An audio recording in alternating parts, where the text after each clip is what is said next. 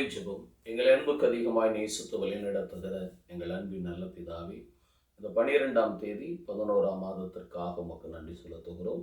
இந்த நாளிலும் கூட என்னாகும் புஸ்தகம் 24ஆம் அதிகாரம் 6வது வசனத்திலே நாங்கள் இப்படியாய் வாசிக்கிறோம்.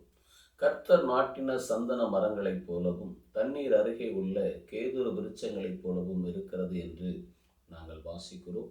இந்த ஜெபத்தை கேட்கப் போகிற ஒவ்வொரு பிள்ளைகளையும் ஆண்டவரே சந்தன மரங்களைப் போலவும் தண்ணீர் அருகே நாட்டப்பட்ட கேதுரு விருட்சங்களைப் போலவும் நீர் ஆசிர்வதித்து உயர்த்துகிற உடைய கிருபைகளுக்காக நன்றி செலுத்துகிறோம்.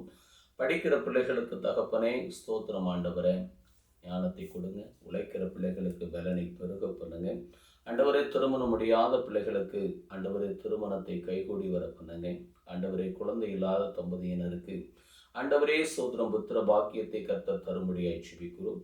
ஆண்டவரே ஒவ்வொரு குடும்பத்தாருக்கும் தீர்க்காயுசு பெருக செய்யுங்க, ஆசிர்வதிங்க, பாதுகாத்துக் கொள்ளுங்க. அருமை இரட்சகர் இயேசுவின் நாமத்தில் ஜெபிக்கிறோம். எங்கள் ஜெபம் கேளும் ஜீவனுள்ள நல்ல பிதாவே, ஆமென். அல்லேலூயா. கர்த்தருக்கு ஸ்தோத்திரம்.